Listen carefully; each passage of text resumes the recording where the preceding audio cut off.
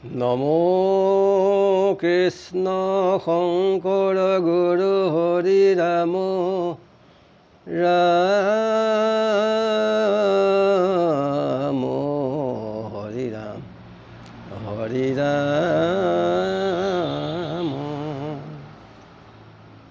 নামৰ মহিমা তৃতীয় খণ্ড পদ। ৰাম বুলি বিবাহ মন ইটো পাপ মন্দ বুদ্ধি, অল্প নাম মাত্ৰে কেনে মতে ভৈল সুধি, আন পায়া চিত্তৰে সেই মত অৱস্থা, শুনৰে হৰিৰ নামৰ যেন কথা, ওচৰিলে যিটো হৰি নাময়ে কবাৰো, এৰিয়া সমস্তে পাপ পাতক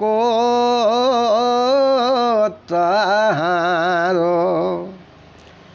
সিংহৰ তাহত যেন হৰিণ ৰজুঠি, দূৰতে বিদূৰ যাই নথাক সুস্ত্ৰী, যি পাপৰ বিহি আছে যেন প্ৰায়শ্চিত্ত, সেই পাপ হৰে তপে জপে কদাচিত্ত, হৰিৰ নামত নাই শিশৱ নিয়ম, সমস্তে পাপৰ নামে কালান্ত কজম, শৰীৰক মাত্ৰ পায়া চিত্ৰে সুধি কৰোঁ, নামৰ কীৰ্তনে পাপ সমূলি উভাৰু, নথাকে পাপৰ বীজ শুদ্ধ উচিত, পুনৰপি পাতকনো পূজয় কদাচিত্ত, বুজিবি নামৰ ইটো হেন সেৱাশয়,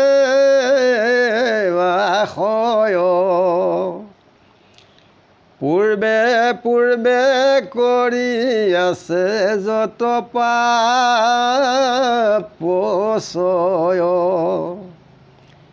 শিশৱ পাতক একেতিলে হুৱে নাশ, বাৰে কৰিলে মাত্ৰ নামক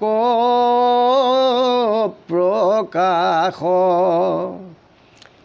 শুনিও কজম দূত আমাৰ বচন, যেন মতে হৰি নাম দূৰে গতি নাশন, যেন চিৰকাল আছে ঘূৰাই অন্ধকাৰ, নাশ হুৱে প্ৰদীপ জালিলে অন্ধকাৰ, প্ৰদীপ নমাইলে যেন দুনায়া শিবেৰু, এতেকে মহন্ত সবে ৰাম নাম নেৰু,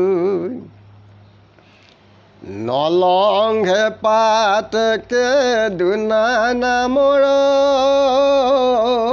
প্ৰভাৱী নাশৈ অন্ধকাৰ যেন দিপথা কোজাৱী তেবে সেবাসনা গুচু চিত্ৰহু শুদ্ধ সিহেতু সদায়ে স্মৰো জাত আছে বুদ্ধি নাম উচ্চাৰণতে নাহি মুখত আশ সমস্ত পাতক হুতেখনে বিনাশ শুনন্তে কৰ্ণত যেন অমিত ভৰিষে জানি সাধু সবে নাম স্মৰ সৰ্বখানি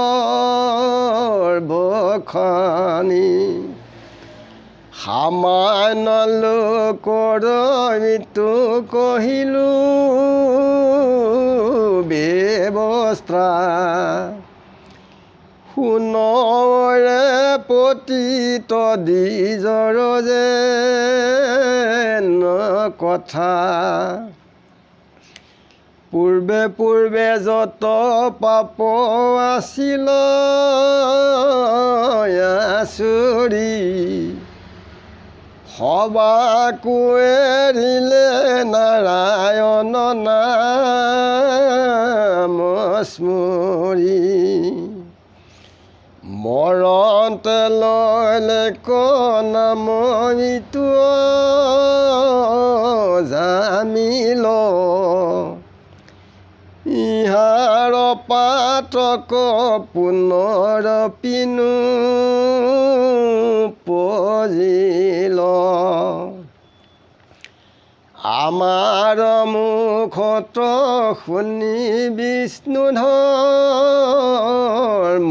নিজ ভৈল মন নিৰ্মল গুচিল পাপ বীজ সেইটো পৰম গতি পাইলেই জন্মতে ইটো ৰজা মিল কধৰসকে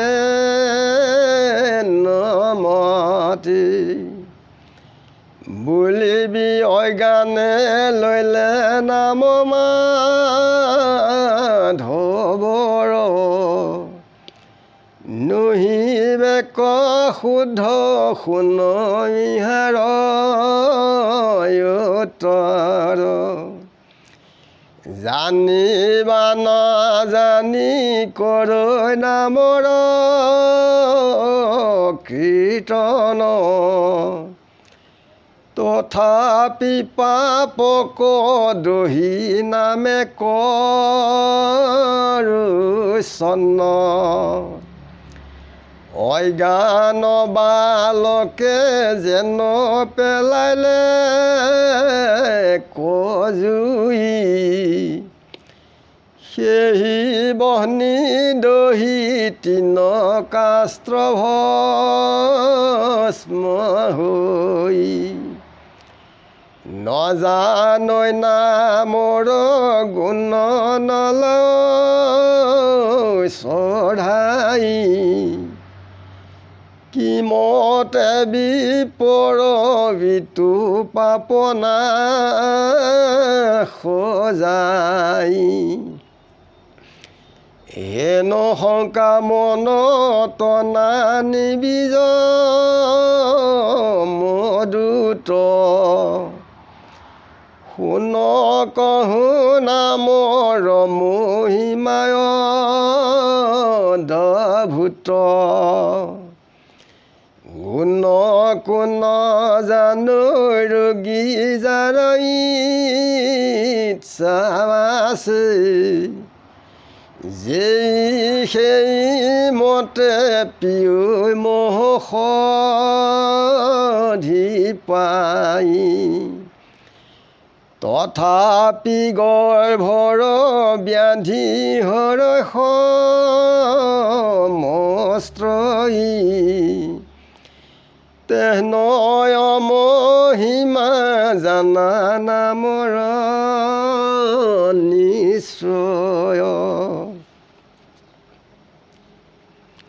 বিষ্ণুদূতে যমদূতক কৈছে যে অল্প নাম লওঁতেই যে কেনেকৈ শুদ্ধ হ'ল এই বুলি যমদূতে সুধিছে। তেতিয়া বিষ্ণুদূতে কৈছে যে হৰিৰ নাম যেনি এবাৰেই উচ্চাৰণ কৰে তেতিয়া ইয়াত কোনো পাপ নাথাকে।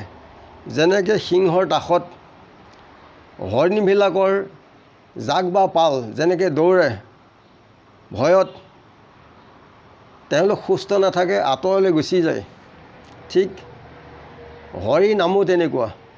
নাম লোৱাৰ লগে লগে ইয়াত একো পাপ নাথাকে, পলাই সকলো আঁতৰি যায়। পাপৰ যি প্ৰায়শ্চিত্ত বিহি আছে তপে জপে ই কেতিয়াও শুচি নহয়, কাৎচিতে কেতিয়াও শুদ্ধি হ'ব পাৰে। কিন্তু হৰিৰ নামত ইয়াত কোনো নিয়ম নাই, কেৱল নাম ল'লেই ঈশ্বৰ কৃষ্ণৰ সন্তোষ হয়।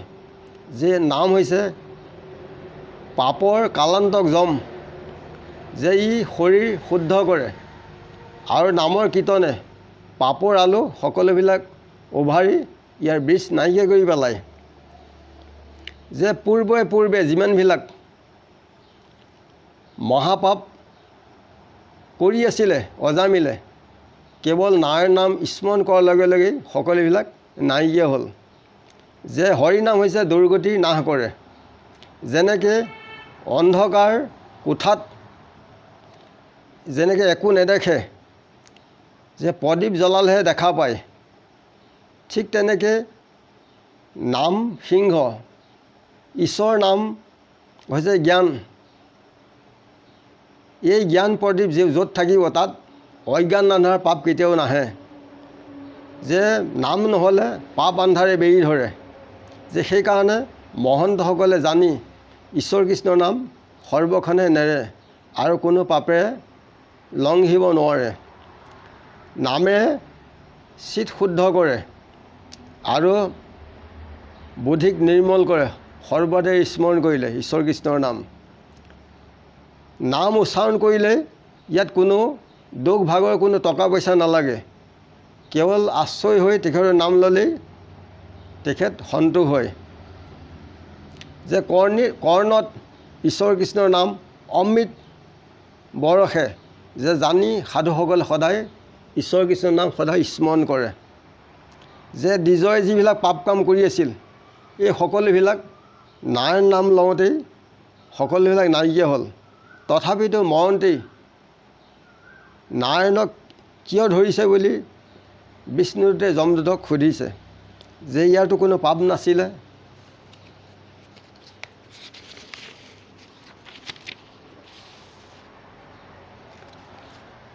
যে বিষ্ণুৰ মুখত যেতিয়া ঈশ্বৰ কৃষ্ণৰ নাম অজামিলে শুনিলে তেতিয়া সকলো পাপবিলাক নাইকিয়া হ'ল। যে তেওঁ এই জন্মতে পৰম গতি লাভ কৰিলে। যে অজ্ঞানে যেনি মাধৱৰ নাম লয় তাতো পাপ নাইকিয়া হয়। জানি বা নাজানি ঈশ্বৰৰ নাম কীৰ্তন কৰিলে সকলো পাপ ধৰি ধ্বংস কৰে। যে এজন সৰু ল'ৰা ছোৱালীয়ে নেজানি পেলাই যেনি এঠাইত জুইডাল পেলাই দিয়ে, তাত জুই জ্বলি যেনেকৈ ভস্ম কৰে, ঈশ্বৰ কৃষ্ণৰ নাম গুণ শ্ৰদ্ধাই বা অশ্ৰদ্ধাই যদি নেজানিও লয় তথাপিও পাপ নাইকিয়া হয়। যেনেকৈ এজন ৰোগীয়ে বেমাৰত পৰি আছে, নাজানি পেলাই যদি মহৌষধি খায় তথাপিতো শৰীৰৰ ৰোগ নাইকিয়া হয়। ঠিক ঈশ্বৰ কৃষ্ণৰ নামেও ঠিক শৰীৰৰ যিবিলাক মল পাপ সকলোবিলাক নাইকিয়া কৰি সকলো শুদ্ধি কৰে আৰু ঈশ্বৰ কৃষ্ণৰ কৃপা হয় তেখেতৰ নাম গুণ ল'লে এই সংসাৰ সাগৰৰ পৰা উদ্ধাৰ হ'ব পাৰে। যিটো মহাজন ঈশ্বৰ কৃষ্ণৰ ভজয় পদ কমল, কুল উধাৰিল আপোন তৰিল তাৰেহে জন্ম সফল। এই মাধ্যমে অভ্যাস কৰিলে উত্তম হয়। আমি ইমানতে খবৰ চৰণ সেৱাজনে আজিলৈ ৰাখিছোঁ। গুৰু কৃষ্ণ কৃষ্ণ গুৰু কৃষ্ণ কৃষ্ণ হৃদয় কৃষ্ণ গুৰু কৃষ্ণ কৃষ্ণ।